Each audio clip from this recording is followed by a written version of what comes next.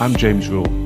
Welcome to the Lonely Leader podcast, where we help existing and aspiring leaders find clarity, build resilience, drive performance, and enhance fulfillment.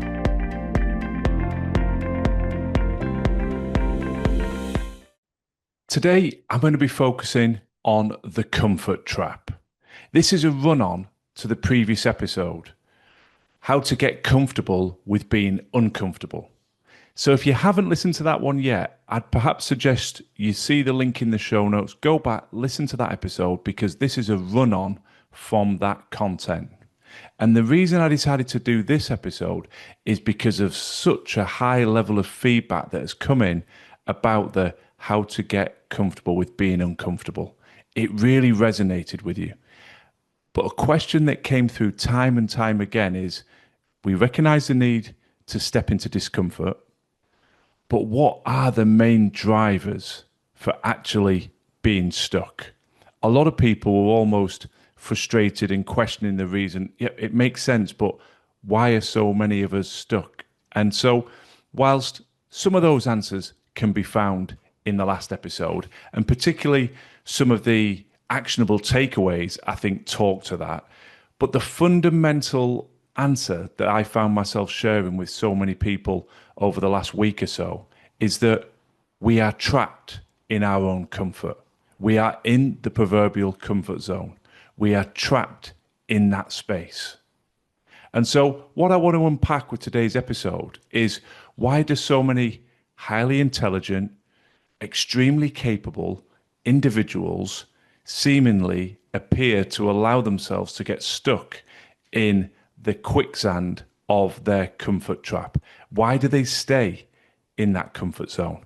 And whilst, yes, some of the rhetoric of the last episode is the reason, they don't like the discomfort and the challenge that will come with stepping out of it, I thought it'd be worthwhile, based on the volume of inquiries, to actually just dig a little bit deeper into this topic and pull out some of the core reasons, because I think part of my aspiration here is that if I can help educate you and put a spotlight onto some of the reasons why, combined with some of the takeaways and actionable steps we talked about in the last episode, hopefully you've got a greater likelihood with that clarity, with that awareness of saying, enough's enough, let me break out, let me step into my discomfort and escape this comfort trap.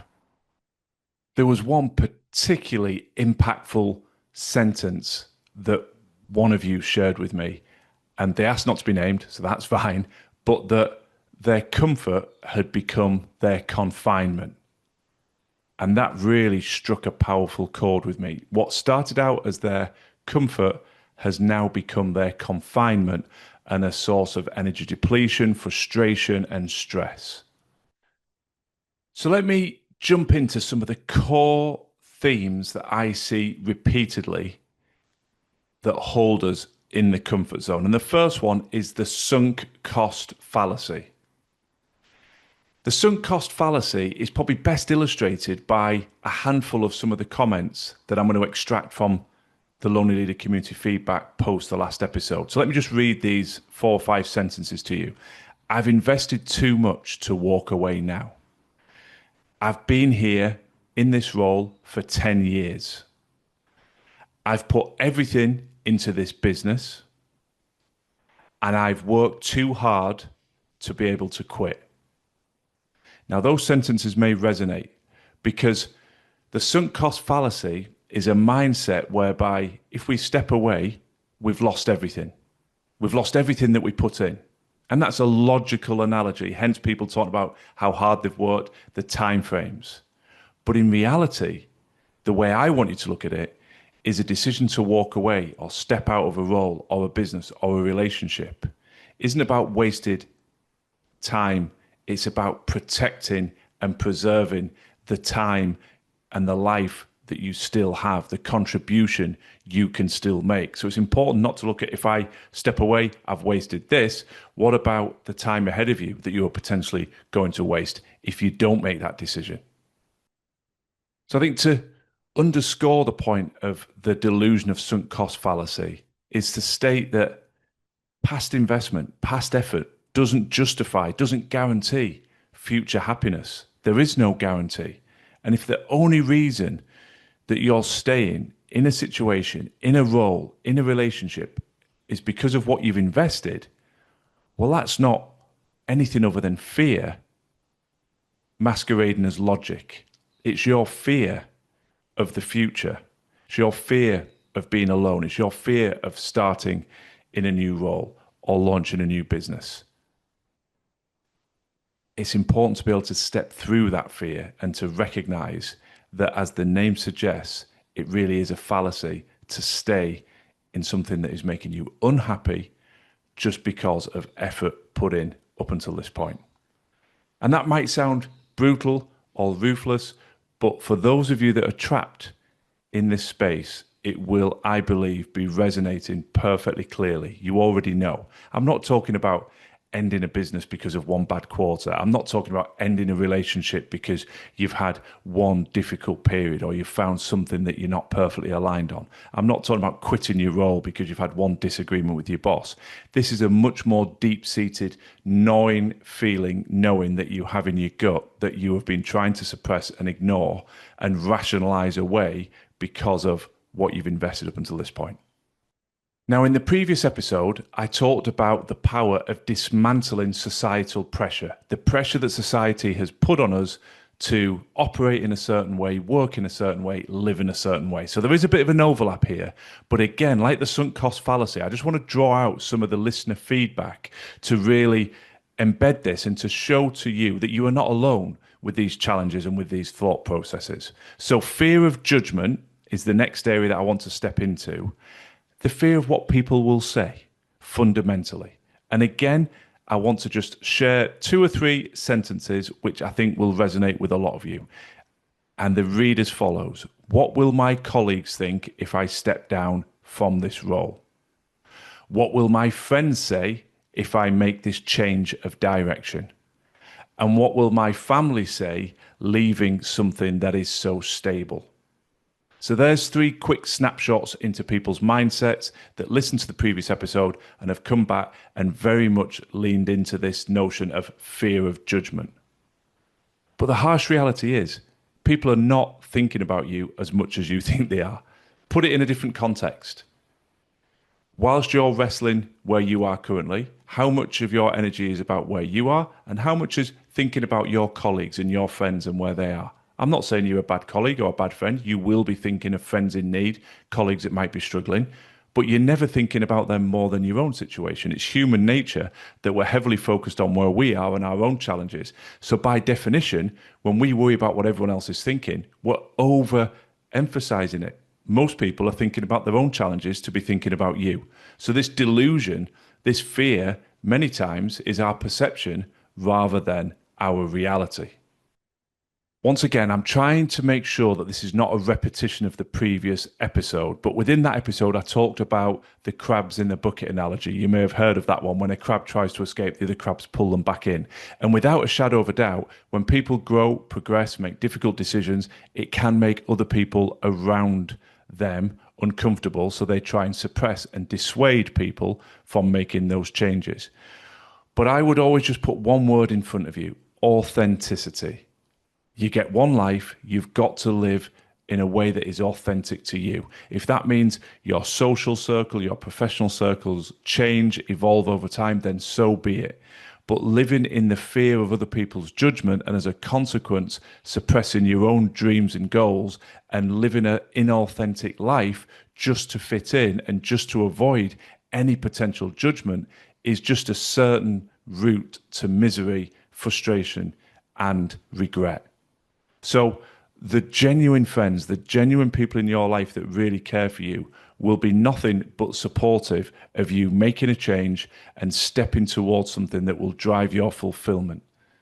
And if people are not in that space, then as harsh as it sounds, you need to question, well, how big a part are they going to play in my life moving forward? Another core theme, again, touched on in the previous episode and something that certainly resonated with you, is the fear of the loss of identity. So many comments through in here. Well, I always say I'm a CEO, I'm a doctor, I'm an athlete, I'm an entrepreneur. So many people recognize that that's how they position things and that to change it There's a line here, I'm just looking at somebody gave me. Yes, if I make that change, it feels like I'm erasing who I am. Logical, but completely wrong. We don't have one identity. And you are not erasing anything. You are turning the page on a particular chapter. Our identity is something that evolves through our lives. I talked in the last episode, it's important to understand our value set and to get clarity on who we are, where we want to be, and how we build that roadmap to get there. But our identity is multifaceted. I talked about my personal journey in the last episode, but I have an identity that's incorporated being a professional athlete, playing professional rugby. But my identity evolved into going into the administration of sport. My identity took me into commercial directorships, becoming a CEO. These are all parts of my identity. And now I am a business owner and I am a coach and a mentor. And each chapter blends together into the overall identity of who I am. So again, I think it's really important to recognize that our identity evolves, is multifaceted. There are a series of chapters. You are not erasing anything, and you can still say, I was once an athlete, I was once a doctor, I was once a lawyer, but now I am X. Do not fear being able to say, I was once, but now I am this. The next point that I'm going to share, I wrestled with mentioning because in the wrong context, it probably sounds overtly negative and a little bit of doom mongering, but nonetheless, I'm going to stress it to you, and that is the illusion of control. So if you're looking for counter arguments of why you don't want to make a change, people will talk about the stability of staying in their comfort zone, the control they have, same office, same role, same salary, same company, and that stability. And that stability is often used as an argument, particularly for people who have been given the blessing of having a partner or children. They have dependents and therefore they need that control. The bit that I wrestled with is what I'm about to say now. It is an illusion. I have worked with people over recent years that have served in excess of 20 years with an employer, and they have been removed from their role in a heartbeat, ruthlessly, in one instance, via email. Those 20 years didn't count for anything. There was a restructuring, a downsizing. Thank you very much. Here's your notice period, and goodbye. The other one that springs to mind, a little bit less ruthless, it was done face to face, but in that occasion, 25 years of service didn't count for anything. So I'm not saying for a second that we should be moving from role to role every 6 months and loyalty and stability doesn't count for anything. No, far from it. If you are enjoying your work, it's giving you a high level of fulfillment. You're not feeling any of these gut feelings when you listen to these episodes that this is talking to me. James is exactly pressing on the buttons and the levers that are currently in my mind. Then enjoy that work. But do not stay somewhere because it is safe. Nothing is guaranteed. The world continues to pivot and evolve. We've seen that with pandemics. We've seen that with economic fluctuations. We are seeing that and will continue to see that with the proliferation of AI and how that influences the global employment space. So do not stay in something under the delusion of, well, it's safe. If you're not enjoying it, it's not fulfilling you, you're not growing, and it doesn't feel like you're in the right place, explore that. Explore what you can do to make it better, and do not allow, well, I can stay here and just see this out for a number of years, because that's not guaranteed. But what I will guarantee is if you spend several years doing something you don't enjoy because you believe it's safe, only to find that it wasn't safe, that really does ramp up the sense of regret and frustration that you should have made a change earlier. So as I draw these points to a conclusion, I just want to talk to a couple of questions that came in, which might sound confused, but in essence, we're asking, well, how do I know? I haven't got a screaming gut feel that you allude to that I need to make a change, but what are some of the red flags, some of the warning signs that perhaps I am trapped and perhaps I am unconsciously avoiding exploring new arenas and pushing into that discomfort that's associated with making change? What would you say are some of the common aspects to look out for? Great questions, came through from a number of you, hence why, as I always say, listener feedback is so important in shaping the future direction. So I think perhaps the top of my list, Sunday afternoon dread. Done a whole episode on this, which I will include in the show notes. That slow, steady creep of anxiety that can build for some people as early as Saturday, but certainly as you get into the afternoon of Sunday, your mind starts to remind you it's work tomorrow, and it just has a negative impact. Those stress hormones start to flow. You find yourself starting to become crabby, irritable, less present with your loved ones, and just fundamentally distracted. That for me sits at the top of the pile as the biggest warning sign that something is off. You should not be wrestling with such a high level of anxiety because your job's about to start again. The second thing to look out for, and I think it ties very much into this, is wishing the weeks away. You get to Tuesday, oh, is it only Tuesday, Wednesday, I'm halfway through the week, great, I'm nearly at the weekend, Thursday, yes, one more day to go, Friday, I'm out of here. We only get one life. We can't live it wishing every week away, living for a weekend, and then only really enjoying Saturday and starting to get Sunday afternoon dread as that anxiety builds. So two bookends there, really. The anxiety of the forthcoming week and wishing your time away. The third one comes up a lot. It might sound a bit whimsical to you, but it's just an underlying feeling of anxiety, frustration. You're just in a bit of a funk. You can't quite put your finger on it. It's not as clear as saying it's this one situation, one person, or one instant. It's just a building level of irritation. And that's very true both in relationships or in professional roles, that it's just a series of instances, a series of factors. One on its own isn't going to break anything, but when you put them all together, there's just that level of anxiety and frustration. So I hope those points help to address that question. In each episode, I always try and present some actionable takeaways, something that if this has engaged with you, you can reflect on and take away. So I want you to listen to the previous episode. Hopefully you have listened to that, as I said at the start of this one. But just in case you haven't, some of the takeaways that I explore in that episode are the need to establish your values. What is your value set? Running into that, the need to establish clarity. Where are you? Where do you want to get to? And then building a roadmap. How are we going to get there? The key steps needed to dismantle that societal pressure. Again, I've touched on that a little bit, but doing things for you, not because of what you think people are going to expect you to do or say. Do not fear creating a new identity. Again, we've touched on that today. Our identity evolves. It's not one fixed chapter. It can be a series of chapters. It doesn't matter how many, that's unique to you. And then actually the fundamental principle of just embracing discomfort. Accept that discomfort is natural. Nobody goes into a big life change, a new role, a new relationship, a new geographic location, and just seamlessly clicks into it. There's going to be discomfort. Expect it. Don't be alarmed by it. Don't make it recoil and push you back into your comfort trap. Embrace it, step through it, and enjoy the rewards on the other side. And last but not least, take confidence and inspiration from those who have walked the path ahead of you.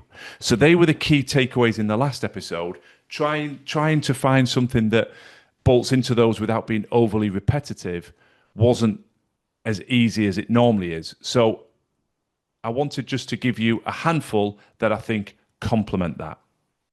The first thing that comes to mind is acknowledge the discomfort that you are avoiding. I really want you to write it down. What are you afraid of? Put it on paper. Acknowledging it is that first step for accountability to say something's not right here. I'm fearful of this. I'm fearful of that. And we can start to move into that clarity and that road mapping of what are we going to do about it. The second tip is based on so much feedback over the last week that it needs to be near the top of these takeaways. And that is the premise of challenge the sunk cost fallacy. Doesn't matter how long you've been involved in a role, a relationship, how much you've invested in it. Ask yourself this simple question. If I was starting from scratch today, would I choose to do this again? I find that's quite a powerful pattern interrupt to separate what has gone before and bring you back into the present moment. Would you repeat that? Would you go down the same journey, invest the same level of time and resource? Yes or no? Your gut is probably going to say no, which is telling you it's time to make a change. For those of you that have listened to previous episodes, you will know that I am a huge advocate of the power of visualization. I've experienced it myself in the way my life is evolving, and I love to hear from high performers in sports, military, business that talk of the power of that visualization process. And I read around it, I hear it mentioned in so many interviews, in addition to my personal interactions with people. So I want you to embrace an exercise for me. I want you to visualize where your life will be 5 years from now if you do not make any changes. And then visualize the life as you would like it to be 5 years from now. What does the gap look like? If you've never done visualization, I appreciate this might seem a little bit alien, but it's challenging yourself to be as brutally honest as you need to be to stimulate thought, reflection, and encourage you to take action. We know when we are unhappy with where we are that change is needed. But for whatever reason, we can't get out this comfort trap. Sometimes it helps to say, goodness me, if I don't do anything differently, I could quite legitimately see myself here, professionally, personally, relationship-wise, health-wise, whatever facet of your life you want to look at, I could see myself here in 5 years. And that might just be the spark needed to fire up the engines and say, no, that is not acceptable. That is not where I'm going to be. I'm going to make the relevant changes. And my final point is remember that courage compounds. I feel myself using the phrase a lot that there is no silver bullet, there is no magic bean. Wouldn't it be nice if there was? For all of our problems in life, personally and professionally, we just do one thing and it's fixed. It's not like that. Sadly, harsh but true. So we need the courage to start where we are, where our feet are currently, where we are on our journey. Take a step, however small, find the courage, make that decision, take that action, and I guarantee it will reward you with momentum. Not every decision will be a significant success, but it will give you a degree of momentum. It will give you fresh perspective, fresh intelligence, something else you can reflect on. And then it compounds. Okay, I've made the first step. Now let me make another and another. And we just keep moving forward. That's the way through the discomfort. That's the way to get out of this comfort trap.